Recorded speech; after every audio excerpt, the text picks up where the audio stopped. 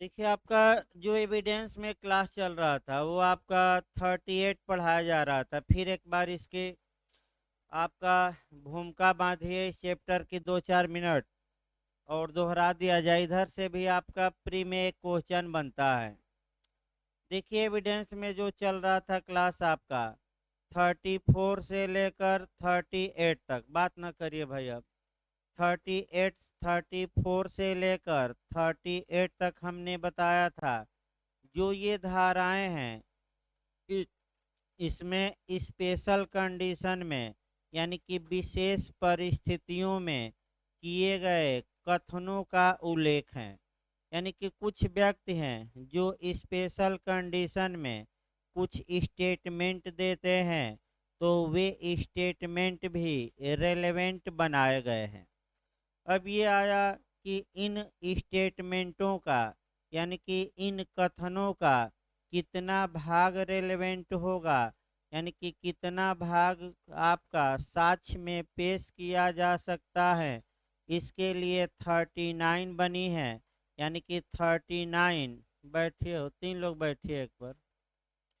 यानी कि जो ये 39 धारा हैं, ये 34 में भी लागू होगी, 35 के लिए भी, 36 के लिए भी, 37 के लिए भी और 38 के लिए। एक तरफ से हम कह सकते हैं कि धारा 39 इन पांचों धाराओं की सप्लीमेंट्री सेक्शन है या पूरक धारा है। धारा 39 आपका ये बता देती है कि पूरा कथन सुसंगत नहीं होगा तो कितना होगा, जितना विवादक तथ्य या सुसंगत तथ्य से अटैच हो, अटैच यानी कि संबंधित हो या संसर्गी हो या कोरिलेट हो या जुड़ा हुआ हो।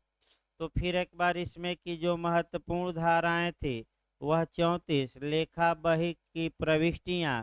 तो प्राइवेट लेखा बही की प्रविष्टियां की सरकारी यानी कि लोक कर्तव्य में कि प्राइवेट कर्तव्य में लिखा हो, तो ऐसी दशा में बताया गया 34 लोक कर्तव्य में लिखा है तो कौन सी धारा वहाँ पर ना वो कान करिए।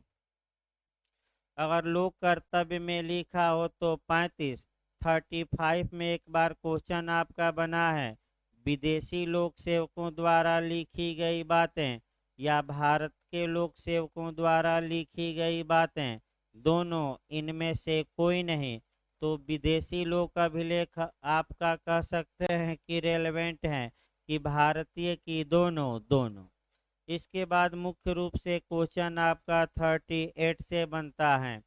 38 से जो क्वेश्चन बनता है वह अच्छा क्वेश्चन बनता है और पिछली बार आपका बना भी था एपीओ में कि विदेशी विधि को साबित करने के क्या तरीके हैं, यानी कि फॉरेन लॉ को कैसे साबित किया जा सकता है। तो दो तरीका है। पहला तरीका है कि फॉरेन लॉ के बारे में एक्सपर्ट ओपिनियन ले ली जाए, यानी कि विशेषज्ञ की राय ले ली जाए सेक्शन 45 के तहत। यानी कि किसी विषय पर विदेशी विधि क्या है। अगर भारत में ये क्वेश्चन हो न्यायालय में, तो न्यायालय उस विदेशी विधि के जो विदेशी विधि का एक्सपर्ट हैं, विशेषज्ञ हैं, उसका विचार ले सकता है, उसकी राय या ओपिनियन ले सकता है और विदेशी विधि साबित की जा सकती है कि इस बारे में फॉरेन लॉ ये है। पहला तरीका। दूसरा तरीका ये है कि 38 के तहत यानी कि धारा 38 के तहत जो उस विदेशी सरकार के प्राधिकार के अधीन जो कानून की किताब छपी थी, उस किताब को ही पेश किया जाए। यानी कि आपका अमेरिका का कानून क्या है, अगर इस विषय में विवाद है तो अमेरिका की सरकार ने जो कानून की किताब छापी है वह किताब ही क्या कर दिया जाए, भारत में लाकर प्रस्तुत। या अगर विदेशी निर्णय है यानी कि फॉरेन जजमेंट है, तो वह विदेशी निर्णय जिस पत्रिका में छपते हैं वह पत्रिका भारत में पेश किया जाए और भारत में विदेशी बीज को साबित किया जा सकता है। ये दो तरीके हैं, एक 38 में और दूसरा 45। अगला क्वेश्चन आपका ये बना है कि किसे साबित करने, भारतीय विधि को कैसे साबित किया जाएगा, यानी कि भारत का कानून क्या है। तो आप दे देगा मौखिक साक्ष्य द्वारा, विशेषज्ञ की राय द्वारा, दे देगा दस्तावेजी साक्ष्य द्वारा, इनमें से कोई नहीं। तो बताइए, तो कल ही बताया गया भारतीय विधि को प्रूफ या साबित या सिद्ध करना है कि नहीं करना है। तो किसे साबित नहीं करना है, भारतीय विधि। तो जब प्रूफ नहीं करना है तो आप 57 पर गौर करेंगे कि जितने भारत में प्रचलित कानून हैं, चाहे वह जनरल लॉ हो, चाहे लोकल लॉ हो, चाहे स्पेशल लॉ हो, चाहे कस्टम हो और चाहे यूजेज हो, इन सब की न्यायालय जुडिशियल नोटिस लेगा, न्यायिकतः सूचना प्राप्त करेगा, न्यायिक अवेक्षा करेगा, यानी कि स्वयं इन बातों को स्वीकार करने के लिए कोर्ट क्या है, बात, इसे साबित नहीं करना है। ये भी क्वेश्चन आपका आ चुका है। तो 38 भी समाप्त हो गई। अब आइए 39। जो 34 से लेकर 38 तक में जो बातें बताई गई हैं, उन बातों में से कितना न्यायालय में प्रूफ किया जाएगा, साबित किया जाएगा। तो 39 इन पांचों, पिछली पांचों धाराओं को एक तरह से कंट्रोल करती हैं, नियंत्रित करती हैं। ये बता देती हैं कि सभी बातें सुसंगत नहीं होगी, उनमें से केवल कुछ ही बातें रेलेवेंट होगी, सभी नहीं। अब यहाँ जो आपको पढ़ना है, पहला जो नियम पूछा जाता है, कल भी हल्का सा बताया गया था। पहला जो क्वेश्चन बनता है कि कौन सी धारा एविडेंस की प्रतिस्थापित है। प्रतिस्थापित मतलब, फिर एक बार हम बता रहे हैं, प्रतिस्थापित का एक हमने उदाहरण अच्छा बताया था, और वह उदाहरण बताया था शराब की बोतल का। ये हमने बताया था कि जिस प्रकार बोतल वहीं रहती है और बोतल की शराब निकाल ली गई, पुनः नई शराब डाल दी गई पूरी बोतल में, तो किसी भी सेक्शन को पूरी तरह पुनर्व्याख्यित या पुनः परिभाषित या प्रतिस्थापित या नए सिरे से लिखा हुआ तभी कहा जाएगा जब सेक्शन वहीं रहता है, लेकिन सेक्शन के अंदर पुरानी जितनी बातें हैं वह बदल दी जाती हैं। दो शब्द भी प्रतिस्थापित हो सकते हैं, तो किसी में दो शब्द जोड़ दिए गए बीच में हटा के, तो शब्द प्रतिस्थापित, और किसी में पूरा सेक्शन ही हो सकता है। बैठिए, पीछे बैठिए, इधर आके भाई, इधर आ जाइए, इधर इधर जगह है। किसी में पूरा सेक्शन ही प्रतिस्थापित होता है। तो आपका एक क्वेश्चन यहाँ बनता है। जे में भी देखिए, मॉडल पहले देखिए, आपका बिहार में भी बना था। जे में बना था संविदा अधिनियम की कौन सी धारा प्रतिस्थापित है, तो 28 है।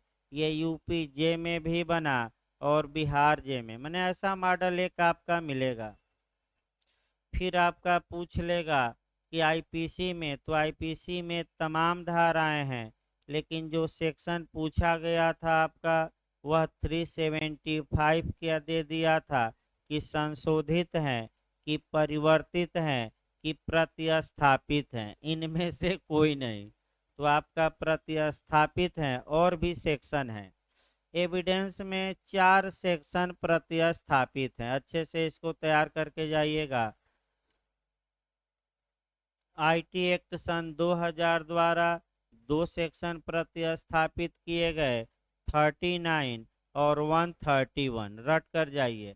और आपका 2013 में संशोधन द्वारा फिर 2 सेक्शन नए तरीके से लिखे गए, एक 119 और दूसरा 114A, यानी कि 119 और 114A 4 धाराएं प्रतिस्थापित हैं।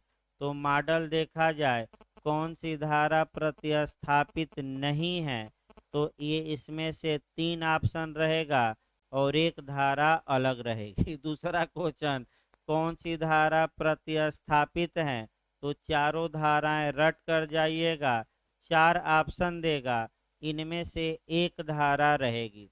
या तीसरा अगला मॉडल बन सकता है कि सन 2000 में आईटी एक्ट द्वारा किन धाराओं को प्रतिस्थापित किया गया, तो जवाब रहेगा 39 और 131, दो दो का ग्रुप दे सकता है।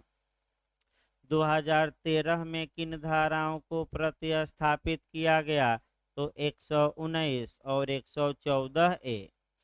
इसके बाद जो आपका क्वेश्चन बनता है कि जो ये प्रतिस्थापन हुआ या संशोधन हुआ, तो पिछली बार भी एपीओ का क्वेश्चन है 2015 का कि सन 2000 का जो संशोधन था एविडेंस एक्ट में, वह किस डेट को इनफोर्स हुआ, तो 17 अक्टूबर सन 2000। 2013 वाला भी पूछा गया है तो 3 फरवरी 2013। इतना कम से कम याद रखिए। अब आइए 39 देखा जाए, निकाल लीजिए बेरेक्ट भाई। अब 39 सही रहेगा, लेकिन एक बात फिर याद रखिए, 39 अगर पूछ ले किसके लिए बनी है, तो पूरे एविडेंस के लिए नहीं बनी है, केवल कहाँ से कहाँ तक के लिए बनी है, 34 से लेकर कहाँ तक के लिए, 38। अब आइए 39 में आपका क्या क्या बातें लिखी गई हैं। अब एक एक बातों को गौर करिए, उसके बाद से आपका मैंने 2-4 मिनट लगेगा 39 में। इसके बाद आपका अगला जो आएगा न्यायालय के जजमेंट आएंगे, उसमें थोड़ा टेक्निकल क्वेश्चन बनता है। उसमें बताया जाएगा कि कुछ बातें रट कर जाइए, कुछ बातें नए लोगों को न समझ में आए, तो कंपटीशन का नियम है कि 2-4 बातें उदाहरण क्या करिए, रट्टा मारिए कि ये आएगा तो हम ये मारेंगे, अपना दिमाग नहीं लगाना है वहाँ। अगर सेट है तो सेट है दृष्टांत। देखिए 39, जबकि हाँ, किसी कथन में से कितना साबित किया जा सकेगा, तो एक और क्वेश्चन आपका बन सकता है कि डॉक्ट्रिन ऑफ सेबरबिलिटी या पृथक्करणीयता का सिद्धांत एविडेंस एक्ट की किस धारा में दिया गया, उसको लिख लीजिए बैरक पर ही। डॉक्ट्रिन ऑफ सेबरबिलिटी पूछ सकता है, पृथक्करणीयता का सिद्धांत। पृथक्करणीयता का मतलब ये हुआ कि जो बातें हैं उनमें विसंगत बातें अलग कर दिया जाए, सुसंगत बातें अलग कर दिया जाए। यानी कि पूरा कानून की किताब है विदेशी, एक ही धारा को लेकर विवाद है तो अन्य धाराओं को अलग और एक धारा को अलग किया जाए, अन्य का कोई महत्व नहीं है, तो कितना बातें सुसंगत होंगी जो किसी पर्टिकुलर सेक्शन में दी गई हैं। अब मान लीजिए हम बताए थे अश्लील वीडियो के बारे में कि अगर अश्लील वीडियो है और 2 घंटे की फिल्म है, 2 मिनट का ही सीन अश्लील है, तो पूरी फिल्म का कोई मतलब नहीं, 2 मिनट की वीडियो से आपका कहा जाता है सेंसर बोर्ड द्वारा कि ये अश्लीलता क्या किया जाए, हटा जाए। फिर एक बार बता दिया जाए, जब तक कि सेंसर बोर्ड जो है वह किसी फिल्म को पास न कर दे, तब तक वह फिल्म पर्दे पर नहीं आ सकती, यानी कि सिनेमा हॉलों में इत्यादि में नहीं चल सकती। अब यह है कि जब सेंसर बोर्ड ही भ्रष्ट हो जाए, पैसा लेकर पास करने लगे फिल्मों को, तो लोग ऐसी फिल्में तो बनाएंगे ही जो अश्लील हो, जिसमें धार्मिक भावना भड़कती हो, क्योंकि सेंसर केवल सरकार का ही दायित्व नहीं है, आम आदमी का भी दायित्व है, सरकार का भी दायित्व है, सेंसर बोर्ड का भी दायित्व है कि ऐसे सीरियल, ऐसे आपका फिल्मों को प्रसारित होने के पूर्व ही कहा जाए कि ये सीन क्या करिए, काटिए, और बिना काटे हम अनुमति देंगे ही नहीं। तो ये आपका सेंसर बोर्ड का भी काम है, इसीलिए बनाया भी गया है। अब देखिए किसी कथन में से कितना साबित किया जा सकेगा, तो सिद्धांत पहला आ गया, पृथक्करणीयता का सिद्धांत। अब आइए 39, जबकि कथन किसी बातचीत, यानी कि मान लीजिए बातचीत मतलब 2 घंटा की वार्ता हुई और 2 मिनट में धमकी दी गई 2 मिनट, तो पूरी बातचीत नहीं, बस 2 मिनट का जो टेप है वही क्या होगा, सुसंगत। बातचीत दस्तावेज, तो दस्तावेज मैंने कागज पत्तर चिट्ठी में लिखी गई हो, तो विधि की पुस्तकें ही जान लीजिए, बही खाता ही जान लीजिए, पूरा 200 पेज का बही खाता बनाया है। और विवाद ये है कि 10 जनवरी को इन्होंने किनको किनको उधार दिया, तो क्या 200 पेज साबित किया जाएगा कि केवल 10 जनवरी वाला, 10 जनवरी, तो ये दस्तावेज में लिखी। इलेक्ट्रॉनिक अभिलेख में, तो फिर एक बार बताइए इलेक्ट्रॉनिक अभिलेख को कब मान्यता दी गई एविडेंस में, सन 2000 में। किस कानून द्वारा, आईटी एक्ट, कब से ये लागू हुआ, 17 अक्टूबर। रटिए अब ऐसे ही एकदम एक एक क्वेश्चन रटना है। पुस्तक में अथवा पत्रों या कागज पत्रों की आवली का भाग हो, यानी कि लेटरबाजी हुई है, तो लेटर वाला कौन सा आपका कह सकते हैं केस कहा जाता है, तो लेटरबाजी हुई थी। धारा 10 जो एविडेंस की है अभिकरण के सिद्धांत पर आधारित है। ये माना जाता है कि प्रत्येक षड्यंत्रकारी, प्रत्येक जो कॉन्स्पिरेसी किया है, एक दूसरे का क्या माना जाता है, मालिक भी और अभिकर्ता भी। तो कौन सी धारा एविडेंस की एजेंसी के सिद्धांत पर आधारित है, 10। उसमें जो लीडिंग केस है, ब्लैक एंड टाई का केस पहला है, पूछा जा चुका है जे में। फिर आपका केस आया मिर्जा अकबर का, और मिर्जा अकबर के केस में कई पत्रबाजी हुई थी। अब तो भाई फोनबाजी होती है, अब पत्र का जमाना गया।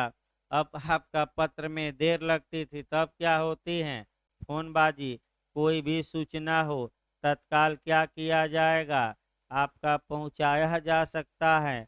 तो क्वेश्चन ये बनता है, बिहार में बना कि ए एक फोन इलाहाबाद से बनारस करता है और फोन पर बी को धमकाता है, तो ऐसी दशा में इस अपराध की जांच और विचारण कहाँ हो सकता है, इलाहाबाद की बनारस की, दोनों में से कहीं भी। तो जहाँ से संदेश भेजा गया, जहाँ से फोन किया गया और जहाँ फोन क्या किया गया, सुना गया। बिहार एपीओ में भी बना था। क्वेश्चन सतर्क रहिएगा। दूर संचार साधन पत्रों द्वारा अपराध के लिए सीआरपीसी की वह धारा भी याद रखना है, 182 धारा है, 182 भाई याद करना पड़ेगा और कोई उपाय नहीं है ये सब क्वेश्चन।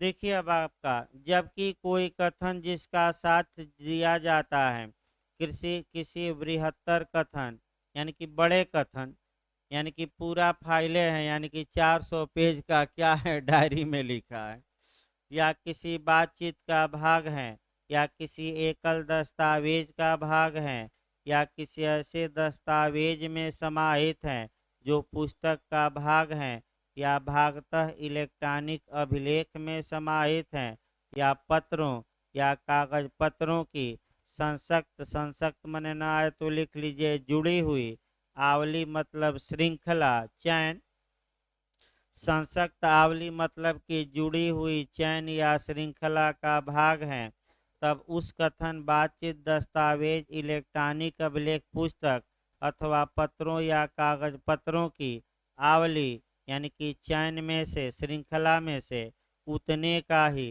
न कि उतने से अधिक का साक्ष्य दिया जाएगा जितना न्यायालय उस कथन की प्रकृति और प्रभाव को तथा उन परिस्थितियों को जिनके अधीन वह किया गया था पूर्णतः समझने के लिए उस विशिष्ट मामले में आवश्यक विचार करता है। यानी कि पूरा कथन सुसंगत नहीं होगा। कथन का नेचर और इफेक्ट क्या है, यानी कि कथन किस प्रकृति का है और आपका इस कथन का क्या प्रभाव है, केवल उतनी ही बातें दस्तावेज या कागज पत्तर या लेटर की क्या होगी साक्ष्य में सुसंगत, पूरा नहीं। बस उसका नेचर जानने के लिए जो बातें आवश्यक हैं कथन का और कथन का प्रभाव क्या होगा, बस उतनी बातें जानने के लिए इनमें से जितना है उतना ही सुसंगत, पूरा नहीं होगा। तो आपका आगे देखा जाए, अब आइए ग्रुप जो बनाना है वह 40 से 44 बनाना है। Judgement of court of justice when relevant, यानी कि न्यायालय के द्वारा दिए गए निर्णय कब सुसंगत होते हैं, कब रेलेवेंट होते हैं, कब उचित होते हैं, कब उन्हें साक्ष्य में प्रस्तुत किया जा सकता है। इधर से आपका एक क्वेश्चन बनने का मैं बता दूं पूरा चांस रहता है, इसमें कोई शक नहीं है। यानी कि 40 से लेकर जो ये 44 तक के सेक्शन है, एक क्वेश्चन आपको मिलेगा। अब देखिए इन धाराओं को जब भी पढ़िए तो पहले तो नियम जानिए, थोड़ा कठिन है भाई, प्रयास करिए, आपका आसान नहीं है। जो 40 से लेकर और जो आपका 44 तक चलेगा, पहले इन धाराओं को प्रयास ये किया जाता है कि तोड़ दिया जाए। देखिए कैसे तोड़ा जाता है, थोड़ा कठिन है भाई नए लोगों के लिए, मैं फिर बता दूं, आराम से बताया जा रहा है, एविडेंस कोई दिक्कत नहीं है। न समझ में आए तो फिर आप बताइएगा, फिर बताया जाएगा। लेकिन एक बात याद रखिए कि ये सही बात है कि कुछ बातें इसमें आपको दो चार नहीं समझ में हो सकता है, तो उसका उपाय है कि रट कर जाइए, और कोई उपाय नहीं है। तो आइए देखा जाए, आपका पहले एक जनरल रूल निकाला जाता है। देखिए आप कैसे तोड़ेंगे सेक्शन को, और पहले आपका जब भी पढ़िएगा 43 उठाइएगा, यानी कि जब भी आप क्वेश्चन इस माने धारा 40 से लेकर 44 तक पढ़िएगा, तो सबसे पहला आपका कर्तव्य है कि पहला सेक्शन आप शुरुआत करेंगे 43 से। अब 43 से शुरुआत करने के पहले कुछ कंसेप्ट बनाया जाए और ये कंसेप्ट डिगे ना। देखिए जनरल रूल क्या है, सामान्य नियम यह है कि जो पूर्ववर्ती निर्णय होते हैं, यानी कि किसी मामले में दिए गए जो पहले के निर्णय होते हैं, वह रिलेवेंट नहीं होते, सुसंगत नहीं होते। यानी कि फिर मैं कई बार बता चुका हूँ, 2-3 दिन बताया हूँ कि जैसे ही मैं शब्द बोलूँ कि जनरली या सामान्यतः या साधारणतया या मामूली तौर पर, जैसे ही मैं ये शब्द बोलूं, इसका मतलब ये हुआ कि यह लॉ का एब्सोल्यूट रूल नहीं है, यानी कि विधि का पूर्ण नियम नहीं है। इसका कुछ अपवाद है, यानी कि इस नियम का कुछ विरोधी नियम जरूर हैं। तो पहला हमने बताया कि जनरल रूल क्या है कि पूर्ववर्ती जो निर्णय हैं, जो प्रीवियस जजमेंट हैं कोर्ट के, वह दूसरे मामलों में या पश्चातवर्ती मामलों में रेलेवेंट नहीं होते, सुसंगत नहीं होते। क्यों? क्योंकि प्रत्येक मामले को उसके फैक्ट पर निर्णित किया जाना चाहिए, यानी कि प्रत्येक मामले को उसके तथ्यों के आधार पर निर्णय दिया जाए, न कि पूर्ववर्ती निर्णय का सहारा लेकर। ये सिद्धांत है। फिर एक बार इसको समझिए, सामान्य नियम यह है कि पूर्ववर्ती निर्णय रेलेवेंट नहीं होते, अर्थात साक्ष्य में विसंगत होते हैं, इरिलेवेंट होते हैं, अर्थात उन्हें साक्ष्य में प्रस्तुत नहीं किया जाना चाहिए। क्यों? क्योंकि कानून ये कहता है कि न्यायालय पूर्ववर्ती निर्णय के आधार पर कोई निर्णय नया पश्चातवर्ती न दे, बल्कि प्रत्येक मामले के फैक्ट एंड कंडीशन के आधार पर वह निर्णय सुनाए। लेकिन ये जो सामान्य सिद्धांत हमने बताया, ये जो सामान्य सिद्धांत हैं, ये आपका एविडेंस की धारा 43 में समाहित है। 43 में सामान्य सिद्धांत समाहित हैं, लेकिन लग गया तो कुछ न कुछ समस्या जरूर है। लेकिन आपका जैसे कि बर्थडे है आज, मिठाई मिलने की संभावना है, लेकिन अगर अभियुक्त फरार हो गया तब क्या होगा? क्योंकि अभी तक अभियुक्त आया नहीं, तो भाई आपका लोग सोशल मीडिया से पीछा कर रहे होंगे कि अभी नहीं आया एक्यूड, कहाँ भाग गया, कहीं सर समन न जारी कर दें तो फिर उसके बाद नहीं आएगा तो वो गिरफ्तारी का वारंट, फिर कहीं जाकर छुप गया घर में, तब तो भाई आपका उद्घोषणा फरारी की, और फिर आपका अंत में क्या होगा? कुर्की। वैसे आशा और विश्वास है कि समय पर अभियुक्त न्यायालय में क्या हो जाएगा?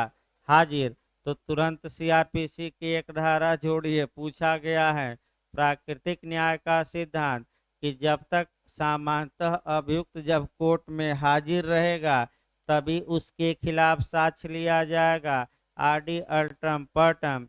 तो 273 याद रखिए सीआरपीसी कौन सी धारा?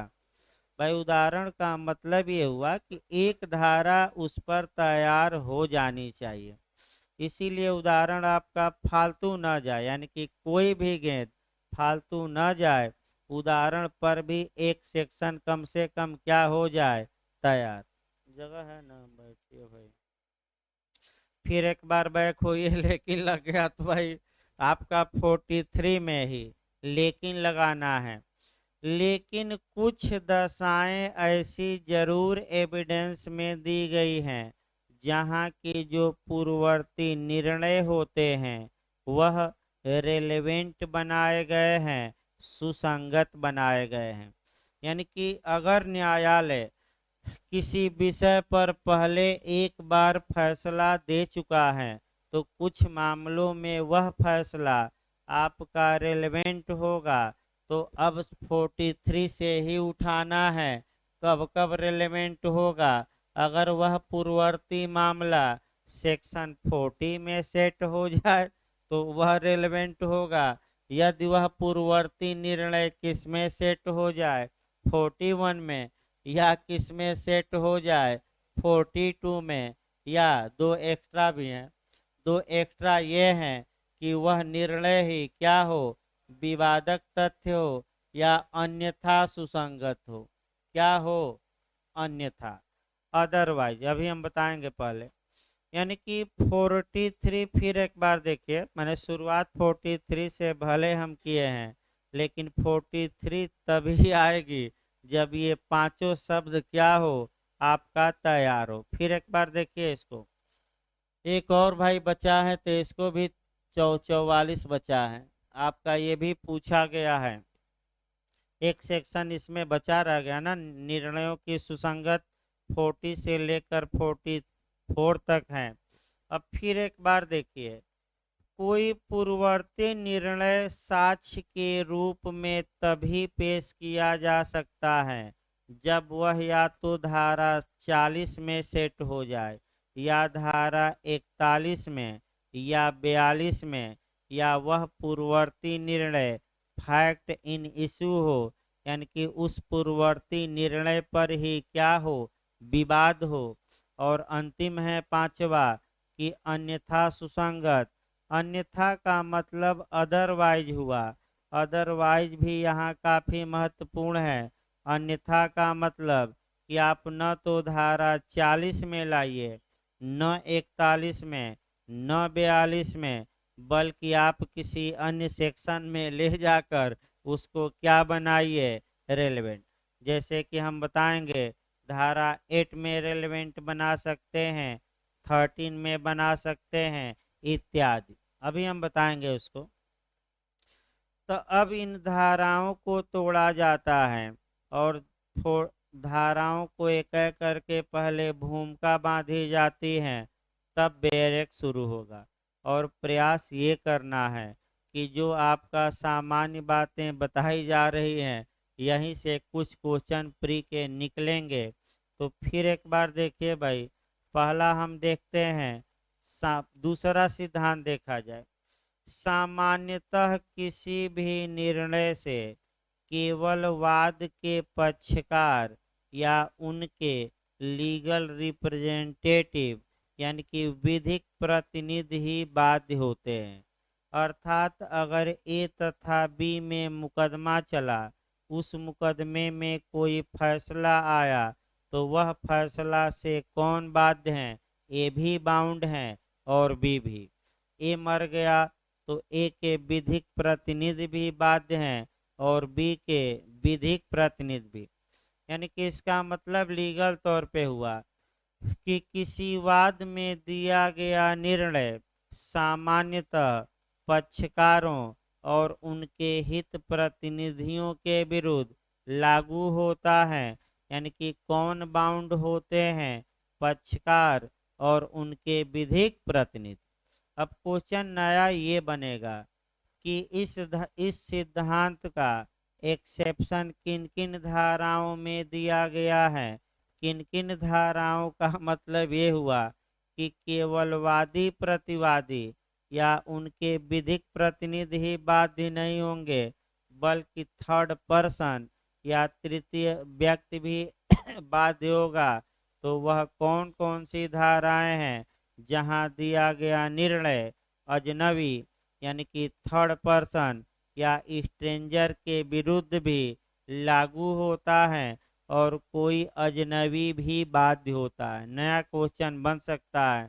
तो दो सेक्शन मार्क कराइएगा, एक 41 और दूसरा कौन सा 42। फिर एक बार आइए, फिर एक बार हम कंसेप्ट थोड़ा कठिन है, थोड़ा आराम से पढ़िए, भले 2 दिन लग जाए, क्योंकि इसके बाद तो उड़ान ही भरनी है आपका। यानी कि इसके बाद आपका जो 90 तक का सेक्शन चलता है वो तो 3-4 दिन में ही समाप्त हो जाएगा। लेकिन ये सेक्शन आपका जो क्वेश्चन आते हैं कंसेप्चुअल आते हैं, कठिन माने जाते हैं। फिर एक बार देखिए, फिर हम एक बार दोबारा इसको बता रहे हैं। सामान्य नियम ये हैं कि जिनके बीच मुकदमा चला है उस मुकदमे में दिए गए फैसले से वह बाध्य होते हैं या उनके लीगल रिप्रेजेंटेटिव। लेकिन दो धाराएं ऐसी हैं जहां की निर्णय से आम जनता भी बाध्य होगी। यानी कि केवल पक्षकार नहीं बल्कि पक्षकारों के अलावा अन्य व्यक्ति भी उस निर्णय को मानने के लिए क्या है? बाध्य। अब कौन कौन सा सेक्शन है, अभी बातें ना समझिए, पहले सेक्शन तो पकड़िए। कौन कौन सेक्शन है? तो 41 और 42 ये जानना है। अगला आइए, अगला सिद्धांत जो आपका बनता है कि एविडेंस एक्ट में रेस जुडिकेटा कहाँ है। तो अगर ये पूछे कि मुख्य रूप से प्रांग न्याय या रेस जुडिकेटा या पूर्व न्याय कहाँ समाहित है, तो आपका जवाब रहेगा सेक्शन 40 में, सेक्शन 40 में। फिर एक बार आइए, अगर ये पूछे कि रेस जुडिकेटा या प्रांग न्याय या एविडेंस में रेस जुडिकेटा या पूर्व न्याय कहाँ समाहित है, तो आपका धारा 40 में समाहित है, सेक्शन 40 में। अब 40 पर 3-4 क्वेश्चन और मॉडल इस समय बन रहे हैं। देखिए क्या क्या बनता है।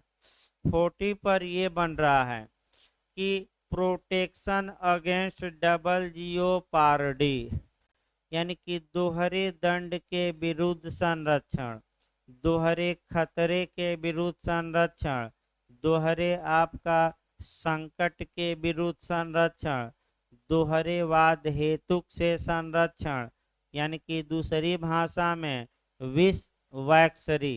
प्रोटेक्शन अगेंस्ट विष वैक्सरी का सिद्धांत किस सेक्शन में है? तो 40 मार्क कराइए। 40 का मतलब ये हुआ कि रेस जुडिकेटा, इसका मतलब ये हुआ कि अगर किसी व्यक्ति को एक अपराध के लिए एक बार सजा दे दी गई है तो उसी अपराध के लिए क्या उसे दोबारा तंग किया जाएगा, यानी कि क्या उसे दोबारा सजा दी जाएगी? नहीं। एक अपराध के लिए कितनी बार सजा पर्याप्त है? एक बार। तो कौन सी धारा में, एविडेंस में ये किस में समाहित है, पूछ ले। तो फिर एक बार हम बता रहे हैं दोबारा इसको भी। अगर आपका पूछे रेस जुडिकेटा, प्रांग न्याय या पूर्व न्याय, तब भी धारा 40। प्रोटेक्शन अगेंस्ट डबल जियोपार्डी पूछे तब भी 40। प्रायर कन्विक्शन पूछे, पूर्व दोष सिद्धि कहाँ सुसंगत है, तब भी 40 में। फिर प्रायर एक्विटल पूछे, पूर्व दोष मुक्ति पूछे, तब भी धारा 40 में मारेंगे। और प्रोटेक्शन अगेंस्ट विक्स वैक्सरी पूछ ले। विक्स वैक्सरी का मतलब हुआ दोहरे खतरे से संरक्षण, यानी कि किसी भी अपराध के लिए व्यक्ति को एक से अधिक बार क्या दंडित किया जाएगा कि नहीं? नहीं। तो कौन सी धारा मार कर आएंगे? 40। इतना पहले सिद्धांत याद रखें। अब ये जो सेक्शन 40 है, ये जो 40 से लेकर और 44 तक की धाराएं हैं, अगला नियम आइए। ये सभी धाराएं सिविल और क्रिमिनल में समान रूप से लागू होंगी। यानी कि ये जो सेक्शन हम पढ़ाएंगे ये सिविल मामलों में भी काम करेंगे और किस में? क्रिमिनल में। पूछ सकता है कि धारा 40 लागू होती है आपराधिक मामलों में, सिविल मामलों में, दोनों में। तो पूरा याद रखिए 40 से लेकर 44 तक सिविल और क्रिमिनल दोनों में लागू होगी। अगला आप कंसेप्ट बनाइए। अगला कंसेप्ट आपका ये बनाना है कि अगर कार्य एक है और वही कार्य क्रिमिनल में भी आता है और सिविल में भी, तो बिहार जे का ही ये क्वेश्चन है कि अगर कोई कार्य क्रिमिनल रैंक भी हो, यानी कि आपराधिक दोष भी हो और अपकृत या टाट भी हो, तो कौन सी कार्यवाही की जा सकती है? हम केवल आपराधिक कार्यवाही करेंगे कि सिविल कार्यवाही की दोनों कार्यवाही कनकरेंट या समवर्ती कर सकते हैं? इनमें से कोई नहीं। तो गलत ना हो। कैसी कार्रवाई होगी? केवल सिविल की, क्रिमिनल की, दोनों एक साथ। सिविल न्यायालय से मुकदमा करिए, मुआवजा मांगिए, कंपसेशन मांगिए, डैमेजेज मांगिए, और क्रिमिनल कोर्ट में मुकदमा करके अभियुक्त को सजा दिलवाइए। तो एक अपराध हम ले रहे हैं डिफमेशन या मानहानि। मानहानि दो शब्दों के मेल से बना है। एक तो मान हो गया और दूसरा क्या हो गई? हानि। मान मतलब सम्मान, सम्मान मतलब करेक्टर, करेक्टर मतलब सील, सील मतलब चरित्र, चरित्र का मतलब आप ख्याति भी कह सकते हैं, गुडविल, प्रसिद्धि। और हानि मतलब सभी लोग जानते हैं, नुकसान या नुकसान या क्षति, या आपका माने नुकसान हो गया, कहा जाता है ना कि नुकसान हो गया, नुकसान हो गया, क्षति हो गई।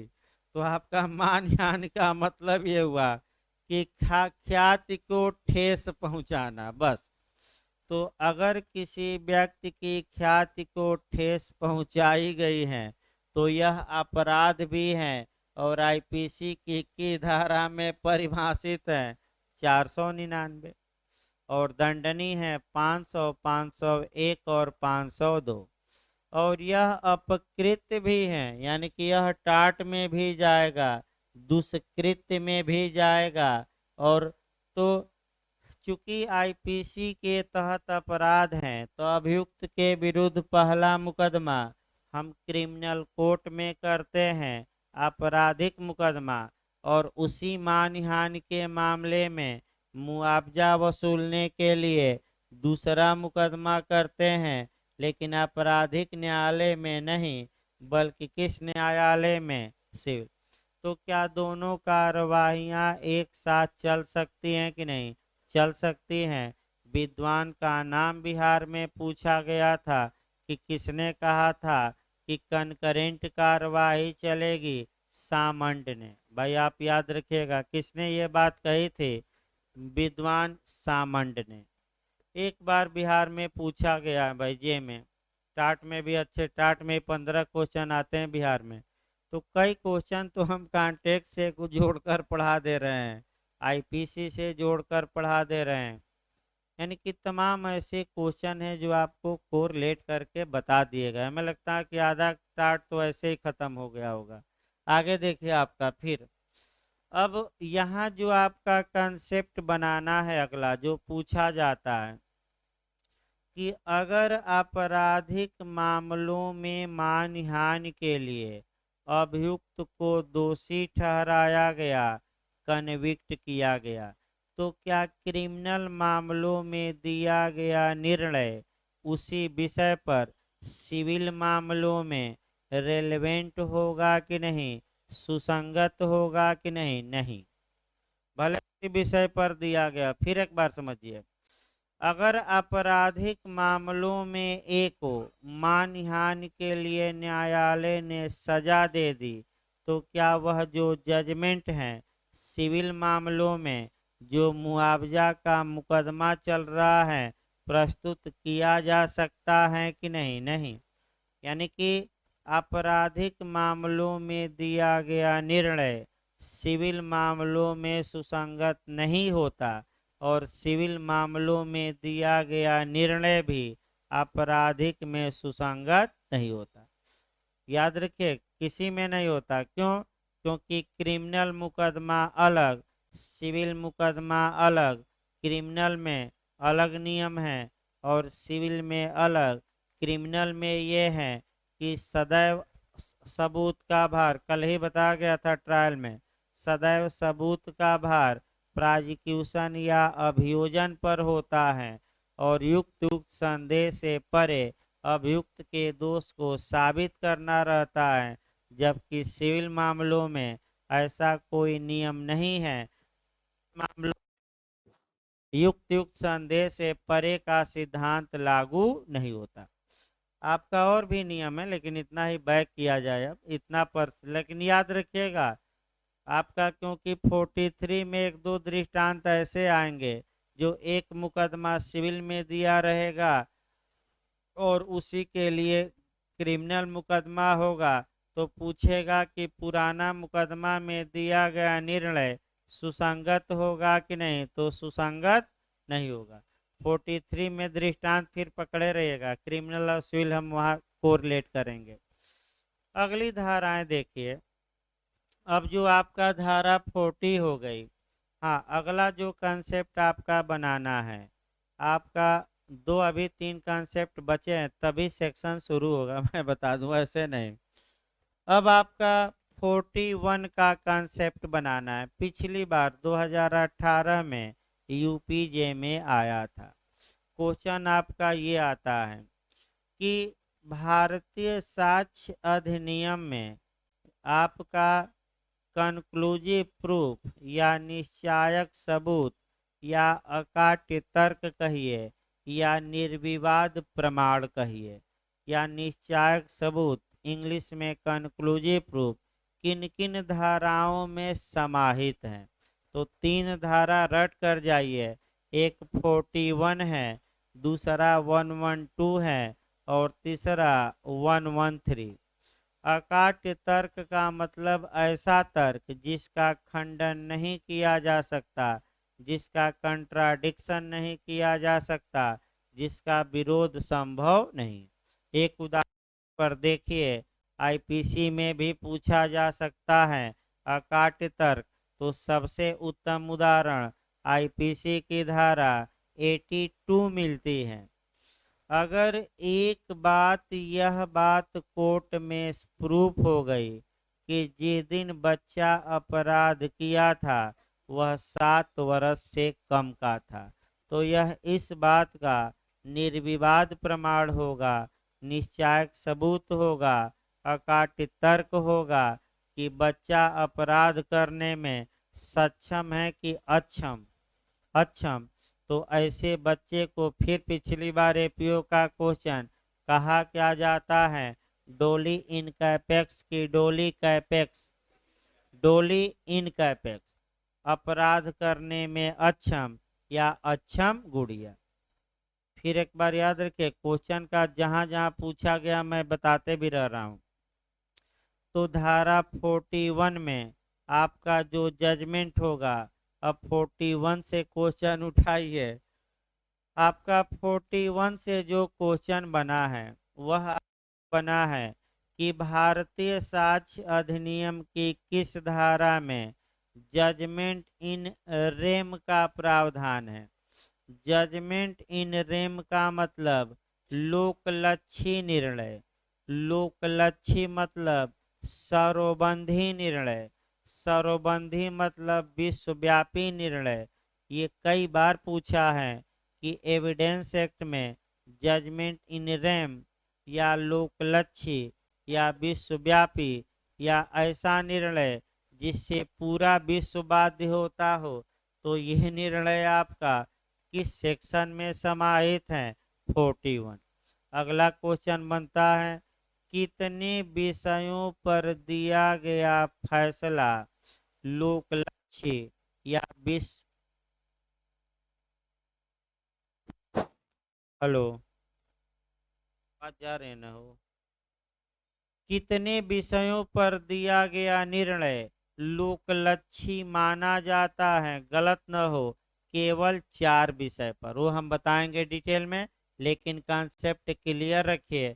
चारों विषय हम बताएंगे, उसमें एक दो इंटरव्यू में क्वेश्चन बने हैं वो भी बताएंगे। अब आइए अगला क्वेश्चन आपका 41 से सिद्धांत हो गया। तो अगला क्वेश्चन देखा जाए, ये भी क्वेश्चन खूब पूछा जाता है, लोक प्रकृति या पब्लिक नेचर के मामलों में दिया गया निर्णय किस सेक्शन में रेलेवेंट है। लोक प्रकृति या पब्लिक नेचर का मामला है तो ऐसी दशा में वह 42 में रेलेवेंट है, धारा 42 में। आइए देखा जाए, कुएं का उदाहरण देखिएगा। गांव में एक कुआं है, कई सालों से लोग उसी से पानी भर रहे हैं। तो ऐसी दशा में एक आदमी पानी भरने गया, तो जिसके घर दरवाजे के सामने कुआं है उस व्यक्ति ने पानी भरने से रोक दिया। तो जिसको रोका गया था वह सिविल वाद किया और कहा कि हजूर ये कुआं सार्वजनिक है, हमारे बाबा दादा परदादा भी इसी से पानी भरते थे, ये तो कस्टम है और इस कस्टम पर रोक नहीं लगाई जा सकती, ये पब्लिक नेचर का मामला है। और न्यायालय ने आपका फैसला सुनाया और जो न्यायालय ने फैसला सुनाया वह जो पानी भरने गया था उसके फेवर में। तो फिर भी पानी भरने गया उसको भी रोक दिया गया। तो अब समस्या ये आती है कि जो ए के फेवर में जजमेंट आया था पहला, वह पब्लिक नेचर का था, लोक प्रकृति का था। तो दूसरे मामले में क्या वह निर्णय पूर्ववर्ती रेलेवेंट होगा कि नहीं होगा। तो क्वेश्चन देखिए क्या बनता है, सतर्क रहिएगा, ये गलत होने का पूरा चांस रहता है कि न्यायालय का पूर्ववर्ती निर्णय, एक सामान्य क्वेश्चन बनता है एक स्पेशल। तो पहला सामान्य हम उठा रहे हैं, न्यायालय के पूर्ववर्ती निर्णय। तो सामान्य नियम ये है कि अगर ये दे कि न्यायालय के पूर्ववर्ती निर्णय सुसंगत होते हैं, विसंगत होते हैं, यानी कि रेलेवेंट होते हैं, इरेलेवेंट होते हैं, तीसरा दे देगा निश्चायक होते हैं, कंक्लूसिव होते हैं, और चौथा दे देगा सुसंगत होते हैं, यानी कि उचित तो होते हैं लेकिन निश्चायक नहीं होते। अब आपका 40 से लेकर 44 तक में पूरा एक साथ समाहित करके पूछ रहा है, कोई पर्टिकुलर सेक्शन नहीं दिया।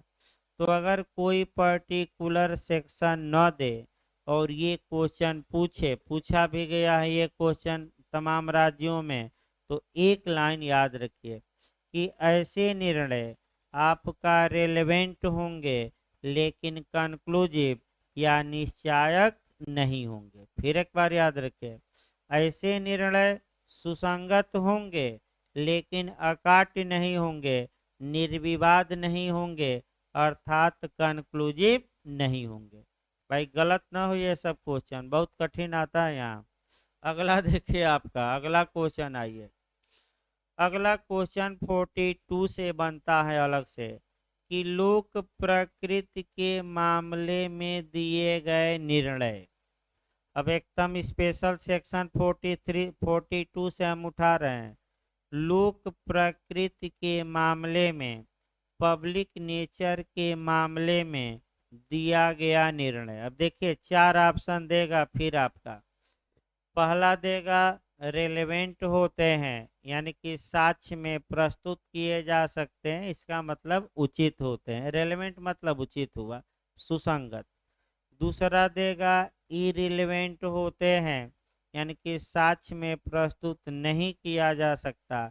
तीसरा दे देगा निश्चायक होते हैं, और चौथा दे देगा सुसंगत होते हैं किंतु निश्चायक नहीं। तो 42 में जो बेयर एक्ट में शब्द लिखा है वही मार कर आइएगा, अपना दिमाग न लगाइएगा। तो क्या लिखा है, सुसंगत होते हैं लेकिन निश्चायक नहीं, यानी कि निर्णय पर आपत्ति की जा सकती है। तो अब अगला आ जाइए, एक सेक्शन बचा आपका, तब धारा 40 शुरू किया जाए।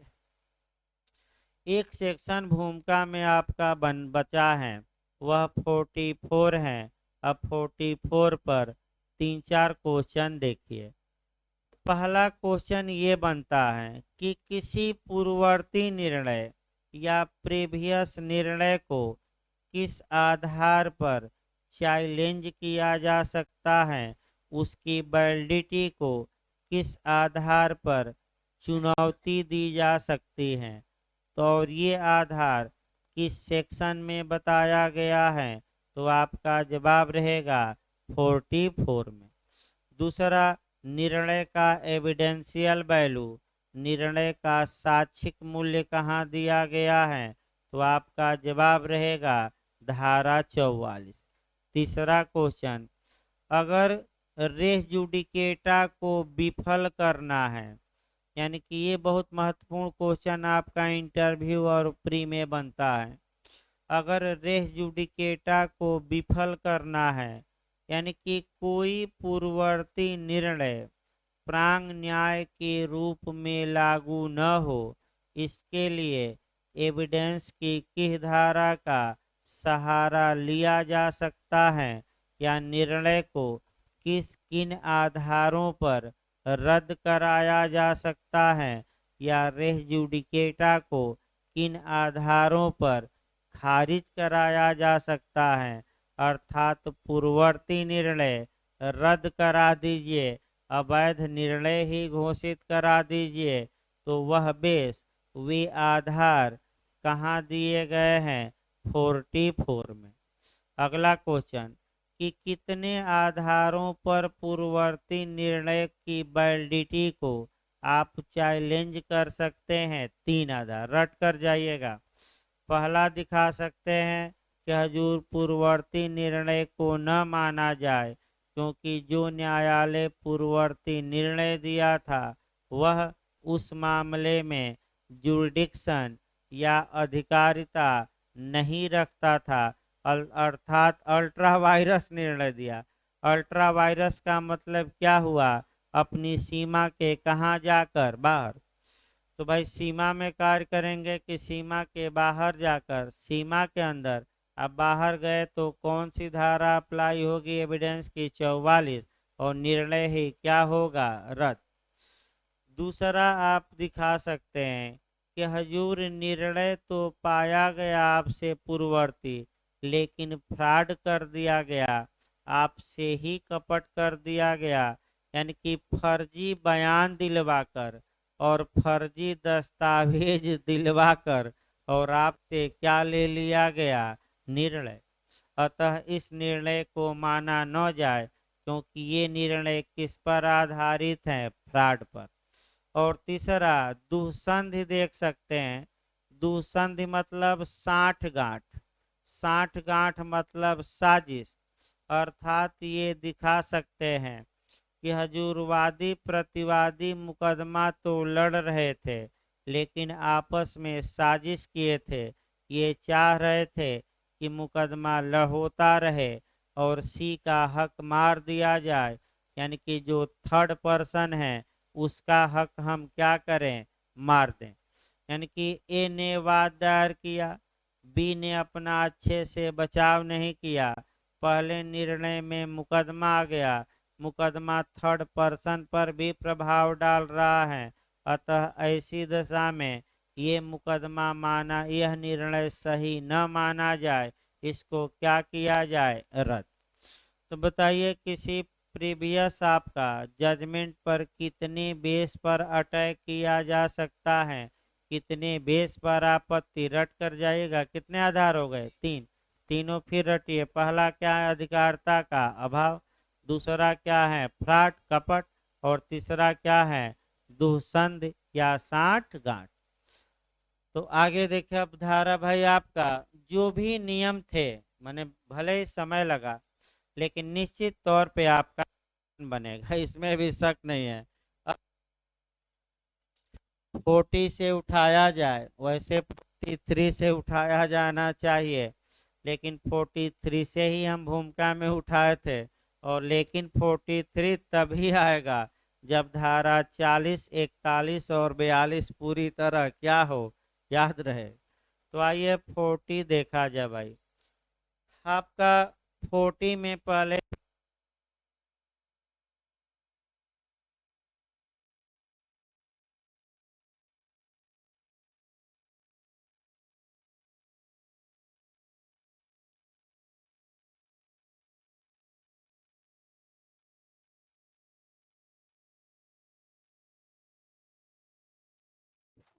हेलो,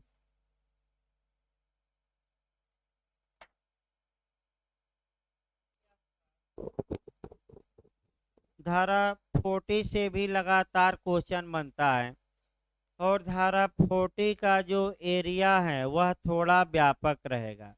इसको जब भी पढ़िएगा तो आपका सीपीसी, सीआरपीसी, पुलिस एक्ट पढ़ना है, संविधान पढ़ना है, और आपका इंटरनेशनल स्तर पर भी पढ़ना है। चार पांच जगहों से को रिलेट करके पढ़ना है। सीपीसी की धारा 10 बताएंगे, धारा हम 11। तो पहले तो आपका नियम पढ़ा जाए, तब तो ये सब कोरिलेट, ज़्यादा एरिया है थोड़ा। फिर एक बार समझिए आपका नियम, धारा 40 में अब शुरुआत किया जा रहा है भाई डिटेल में, वो भूमिका में चला था। धारा 40 में जो जो सिद्धांत समाहित हैं, पहले उन सिद्धांतों को दिमाग में बैठाना चाहिए। धारा 40 में पहला पूछ ले कि एविडेंस की किस धारा में रेस जुडिकेटा या प्रांग न्याय या पूर्व न्याय का सिद्धांत समाहित है, तो धारा 40 मार कराइए, पूछा जा चुका है। दूसरा क्वेश्चन बनता है कि एविडेंस की किस धारा में आपका प्रोटेक्शन अगेंस्ट डबल जियोपार्डी, दोहरे खतरे, दोहरे दंड या दोहरे संकट या दोहरे जोखिम के विरुद्ध संरक्षण दिया गया है, तब भी 40 ही मार कर आइएगा। तीसरा मॉडल बनता है कि विश्व वैक्सरी का सिद्धांत एविडेंस की किस धारा में समाहित है, तब भी आपका सेक्शन 40 ही मारना है, धारा 40 ही। आखिर क्यों इतना महत्वपूर्ण धारा है ये, अब बेयर एक्ट देखिए और तब आपका हम बताएंगे। देखिए आपका द्वितीय वाद या विचारण के वारणार्थ पूर्व निर्णय सुसंगत है। द्वितीय वाद यानी कि पश्चातवर्ती मुकदमा या द्वितीय मुकदमा या विचारण यानी कि एक बार अभियुक्त का विचारण एक अपराध के लिए हुआ था और दूसरी बार उसी अपराध के लिए उसका क्या किया जा रहा है, विचारण। वारणार्थ, वारणार्थ ना है तो उसको लिखिए शब्द हिंदी में। वारणार्थ का मतलब बार होता है। बार का मतलब हुआ रोकना, है ना, उसको लिखिए और हिंदी में आसान भाषा में लिखिए। वारणार्थ माने रोकना, प्रिवेंट करना या बार कर देना, अवरोधित कर देना। पेयर एक पर लिख लीजिए तो ना है तो। वारणार्थ मतलब रोकना, रोकना माने अवरोधित करना, अवरोधित करना या बार या रोधन कर देना, रोधन भी कहा जाता है, या रोकना सबसे अच्छा है। यानी कि इसका मतलब ये हुआ कि ऐसे पूर्ववर्ती निर्णय जो पश्चातवर्ती मामलों के, चाहे वह सिविल मामला हो या क्रिमिनल मामला हो, पश्चातवर्ती मामलों के विचारण पर रोक लगा देते हैं। ऐसे पूर्ववर्ती निर्णय साक्ष्य में धारा 40 में पेश किए जा सकते हैं। यानी कि अब बेरेक्ट देखिए 2-3 लाइन का है, तब हम समझाते हैं डिटेल में। पहले बेरेक्ट एक बार तोड़ लिया जाए। किसी ऐसे निर्णय, आदेश या डिक्री का अस्तित्व, यानी कि आपका सतर्क रहना है कि किसी ऐसे निर्णय यानी कि आपका जजमेंट, आदेश यानी कि आर्डर या डिक्री का अस्तित्व। अस्तित्व का मतलब ये हुआ पहली बात कि कोई निर्णय दिया गया था, कोई आदेश न्यायालय ने दिया, कोई डिक्री पारित की यानी कि आज्ञप्ति पारित की, तो डिक्री का अस्तित्व। अस्तित्व का मतलब मौजूद होना, ना है तो लिख लीजिए अस्तित्व मतलब क्या हुआ, एग्जिस्ट होना, मौजूद होना। इसका मतलब फिर अस्तित्व पर समझिए। अस्तित्व का मतलब ये हुआ कि अगर न्यायालय ने कोई निर्णय, आदेश या डिक्री पारित की है और उसका अस्तित्व अब नहीं रहा। नहीं रहा का मतलब न्यायालय का निर्णय पलट गया है, आदेश पलट गया है या डिक्री अब क्या हो गई है, पलट गई है। तो क्या वह निर्णय, डिक्री या आदेश अस्तित्व में माना जाएगा कि नहीं? नहीं। जैसे कि उदाहरण के रूप में मान लीजिए निचले न्यायालय ने कोई फैसला दिया, हाई कोर्ट में अपील होती है और हाई कोर्ट उस फैसले को पलट देता है। या दूसरा आपका ये कह सकते हैं कि निचले न्यायालय ने कोई फैसला दिया, हाई कोर्ट फैसला रद्द कर दिया और कहा कि पुनः विचारण किया जाए यानी कि रीट्रायल किया जाए। तो बताइए क्या वह फैसला अब बना हुआ है कि समाप्त हो गया है? तब धारा 40 लागू नहीं होगी।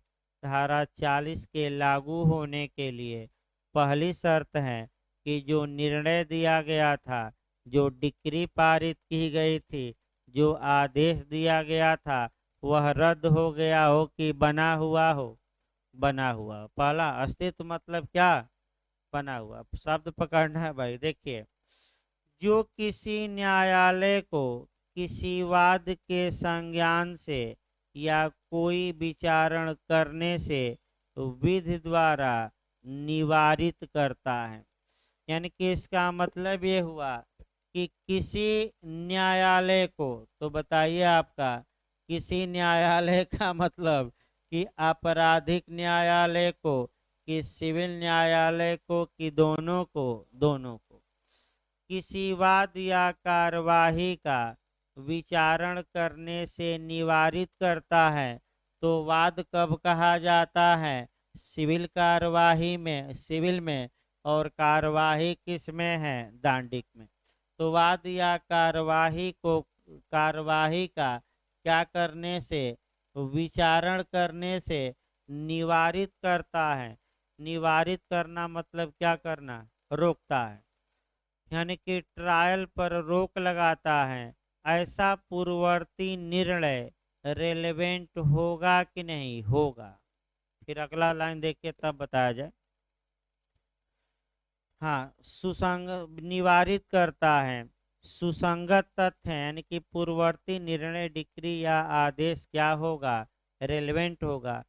जबकि प्रश्न यह हो कि, यानी कि जब न्यायालय में क्वेश्चन यह हो कि क्या ऐसे न्यायालय को ऐसे वाद का संज्ञान या विचारण करना चाहिए, यानी कि क्या ऐसे न्यायालय को पश्चातवर्ती मुकदमे का कांग्निजेंस या ट्रायल करना चाहिए कि नहीं।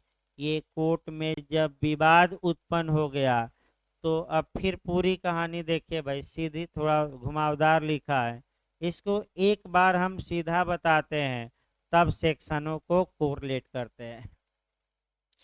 न्यायालय द्वारा दिया गया कोई निर्णय, आदेश या डिक्री, तो आपका फिर याद रखिए, न्यायालय ने पहले कोई निर्णय दिया है, आदेश दिया है या डिक्री पारित की है। अगर वह आदेश, वह निर्णय, वह डिक्री इस नेचर की है कि किसी न्यायालय को आपका पश्चातवर्ती मुकदमे के संज्ञान पर रोक लगाती है, यानी कि बाद में हुए मुकदमे पर ग्रहण करने से रोकती है, यानी कि संज्ञान पर क्या लगाती है, रोक, या विचारण पर रोक लगाती है, यानी कि संज्ञान पर रोक, ग्रहण करने पर रोक न लगाकर किस पर रोक लगाता है, विचारण पर। तो ऐसे पूर्ववर्ती निर्णय क्या साक्ष्य में प्रस्तुत किए जा सकते हैं कि नहीं, किए जा सकते हैं। तो बताइए, क्या धारा 40 में सभी पूर्ववर्ती निर्णय सुसंगत हो गए, नहीं। तो केवल कौन से पूर्ववर्ती निर्णय, प्रीवियस जजमेंट, जो आपका किसी न्यायालय को, चाहे सिविल मामला हो या क्रिमिनल मामला हो, किसी मुकदमे के संज्ञान पर रोक लगाते हैं या किस पर रोक लगाते हैं, विचारण।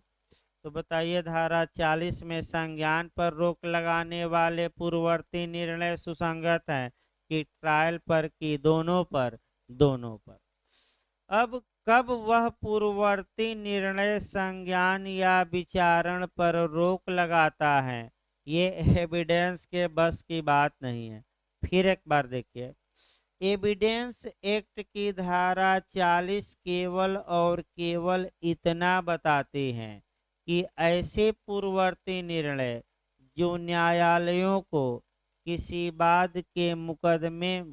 मुकदमे को ग्रहण करने पर रोक लगा दे या विचारित करने पर रोक लगा दे, वह पूर्ववर्ती निर्णय साक्ष्य में क्या होगा, रेलेवेंट। जबकि प्रश्न क्या है, न्यायालय में विवाद क्या है कि क्या न्यायालय को ऐसे मामलों का कांग्निजेंस या संज्ञान करना चाहिए या विचारण करना चाहिए कि नहीं, यानी कि ऐसे निर्णय केवल सुसंगत है। अब ऐसे निर्णय, डिक्री या आदेश कब रोक लगाएंगे, वे कंडीशन या परिस्थितियां साक्ष्य अधिनियम से कवर नहीं होगी, ये अलग अलग मामला जाएगा।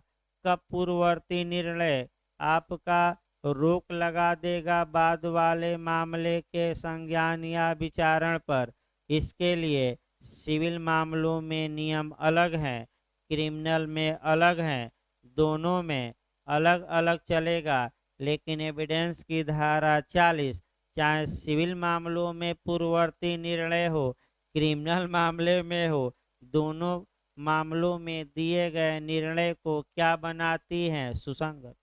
तो बताइए, क्या सभी निर्णय सुसंगत हैं कि कुछ, कुछ कौन से कुछ। जो न्यायालय को क्या कर दे, किस पर रोक लगा दे, संज्ञान पर या किस पर। और जो निर्णय संज्ञान या विचारण पर पूर्ववर्ती निर्णय रोक नहीं लगाते, वह निर्णय रिलेवेंट होंगे कि नहीं, नहीं। तो अब आइए इसी को जोड़ना है भाई आपका। अब वह कंडीशन कि कब कोई पूर्ववर्ती निर्णय संज्ञान या विचारण पर रोक लगाएगा, ये साक्ष्य अधिनियम से कवर नहीं होगा। अगर मामला सिविल मामला है और आप चाहते हैं कि एक बार फैसला आ चुका है, दोबारा आप न तो इस मुकदमे को ग्रहण करिए न विचारण करिए, तो सिविल मामलों में धारा 10 याद करना पड़ेगा, धारा 11 और धारा 13। अगर यही मामला आपराधिक मामला है तो संविधान का अनुच्छेद 20 का खंड 2 काम करेगा, सीआरपीसी की धारा 300 का क्लाज 1 काम करेगी और पुलिस अधिनियम की धारा 36 काम करेगी। कौन सी धारा, 36। और अगर अंतर्राष्ट्रीय स्तर पर ऐसा विवाद उत्पन्न हो जाए, इंटरनेशनल स्तर पर, तो न्याय के अंतर्राष्ट्रीय न्यायालय की संविधि का अनुच्छेद 38 1C में जाएगा। किस अनुच्छेद में, 38 1C में। पिछली बार ये में आया है कि अंतर्राष्ट्रीय विधि के स्रोतों का उल्लेख किस अनुच्छेद में है, 38 में। पिछली बार आया है 2018 में। अब देखिए भाई आपका, अब सेक्शन आपका सीपीसी का हल्का सा 10 देखना है। धारा 10 ये कहती है, रेस सब जुडिस का प्रावधान करती है। रेस मतलब ए थिंग्स, जुडिस मतलब ये हुआ कि आपका माने रेस सब जुडिस, रेस मतलब ए थिंग्स, सब मतलब अंडर, और जुडिस का मतलब जुडिशियल कंसीडरेशन। यानी कि एक ऐसा विवाद, एक ऐसी वस्तु, एक ऐसा मामला जो न्यायालय के विचाराधीन हो। तो कानून ये कहता है कि अगर एक मामला पर न्यायालय विचार कर रहा है पहले से, उसी मामले को लेकर अगर दूसरा मुकदमा कायम किया जाता है तो दूसरा मुकदमा का संज्ञान लिया जाएगा, काग्निजेंस लिया जाएगा, लेकिन ट्रायल पर, विचारण पर क्या लगा दी जाएगी, रोक। तो बताइए धारा 10 आपका सीपीसी की संज्ञान पर रोक लगाती है कि विचारण पर, कि दोनों पर, संज्ञान पर नहीं। तो धारा 40 आई एविडेंस की, ऐसे पूर्ववर्ती निर्णय, आदेश या डिक्री जो किसी न्यायालय को बाद वाले मामले के संज्ञान पर रोक लगाती है, वह भी सुसंगत, विचारण पर रोक लगाती है वह भी। तो सीपीसी की धारा 10 में किस पर रोक लगा दी जा रही है, विचारण पर। तो क्या वह जो आदेश आया है 10 का सुसंगत होगा कि नहीं होगा, क्योंकि किस पर रोक लगाता है, विचारण पर। भाई मुकदमा ग्रहण करने पर नहीं, स्वीकार करके विचारण रोक दिया जाता। अभी 11 आइए, धारा 11 संज्ञान पर भी रोक लगाती है, आपका विचारण पर भी रोक लगाती है, दोनों पर रोक लगाती है। रेस जुडिकेटा का सिद्धांत प्रतिपादित करती है। तो एक एक लाइन रेस जुडिकेटा समझिए। रेस का मतलब ए थिंग्स हुआ और जुडिकेटा मतलब ऑलरेडी एडजज्ड, यानी कि एक ऐसा मामला जिस पर न्यायालय ने पहले ही निर्णय सुना चुका है। तो अगर उसी मामले को लेकर दोबारा मुकदमा करते हैं तो न्यायालय मुकदमा ही क्या कर देगा, खारिज, और जो पूर्ववर्ती निर्णय था एविडेंस की धारा 40 में क्या किया जाएगा, पेश। अब पहला मुकदमा दूसरे मुकदमे को खारिज करा देगा कि नहीं, ये धारा 11 सीपीसी के आवश्यक तत्वों को साबित करना पड़ेगा, लेकिन जो मुकदमा खारिज करा दे वह पूर्ववर्ती निर्णय धारा 40 में क्या होगा, सुसंगत। अब खारिज कराएगा कि नहीं, यानी कि संज्ञान या विचारण पर रोक लगाएगा कि नहीं, ये एविडेंस से कवर नहीं होगा। सिविल मामला है तो धारा 10 सब रेस सब जुडिस, अगर धारा 11 रेस जुडिकेटा और विदेशी निर्णय है तो कौन सा धारा लगेगी, 13। अब आइए क्रिमिनल मामला। आपराधिक मामलों में आप फिर एक बार बैक होइए, 3 जगह से कोरिलेट करके पढ़िएगा। एक संविधान का अनुच्छेद हम उठाते हैं 20 का क्ला 2, किसी भी अपराध के अभियुक्त व्यक्ति को एक ही अपराध के लिए एक से अधिक बार अभियोजित और दंडित नहीं किया जाएगा।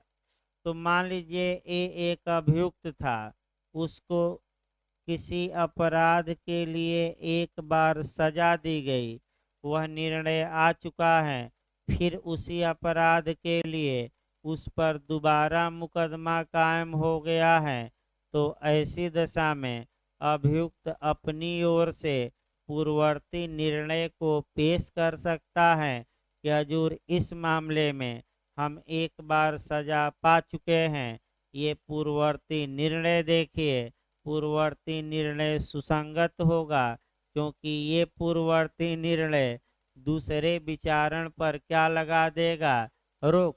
अतः आप जो मुकदमा हमारा आपके यहाँ चल रहा है उसे डिसमिस करिए। क्यों डिसमिस करिए, क्योंकि पूर्ववर्ती निर्णय ये आप द्वारा विचारण पर क्या लगा दिया है, रोक। अब पूर्ववर्ती निर्णय विचारण पर रोक लगाता है कि नहीं, इसके लिए संविधान का अनुच्छेद 20 का क्लाज 2 साबित करिए। अगर सीआरपीसी के तहत आप आते हैं तो धारा 300 का कौन सा क्लाज पूरी तरह साबित करिए, 1। और यही बात आपका पुलिस एक्ट में आते हैं तो कौन सी धारा, 36। आपका एक ही तो सिद्धांत निकला कि किसी भी व्यक्ति को एक ही अपराध के लिए एक से अधिक बार अभियोजित और दंडित किया जाएगा कि नहीं, नहीं किया जाएगा। फिर क्वेश्चन बनाइए, कठिन है थोड़ा। ऐसे पूर्ववर्ती निर्णय जो न्यायालयों को, चाहे क्रिमिनल न्यायालय हो या सिविल न्यायालय, जो किसी दूसरे मुकदमे के, पश्चातवर्ती मुकदमे के, द्वितीय मुकदमे के या तो संज्ञान पर रोक लगाते हैं ग्रहण करने पर या ट्रायल पर, ऐसे पूर्ववर्ती निर्णय साक्ष्य में धारा 40 के तहत क्या होंगे, सुसंगत। अब कौन सी वह कंडीशन है जहां की संज्ञान या विचारण पर पूर्ववर्ती निर्णय रोक लगा देंगे, ये एविडेंस नहीं बताएगा। सिविल मामला है तो सेक्शन 10, 11 और विदेशी निर्णय है तो कौन, 13। अगर यही आपराधिक मामला है तो आपका 20(2) की आवश्यक तथ्य साबित करिए।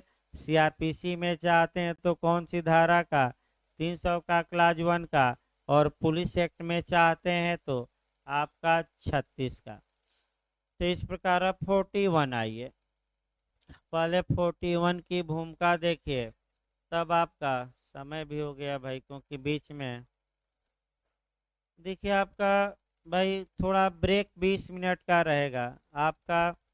और आप लोग भाई, आपका अरुण जी का बर्थडे है आज, तो आपका व्यवस्था किए हैं तो मिठाई खा के ही बाहर निकलिएगा, नहीं तो भाई दोबारा मौका नहीं दिया जाएगा।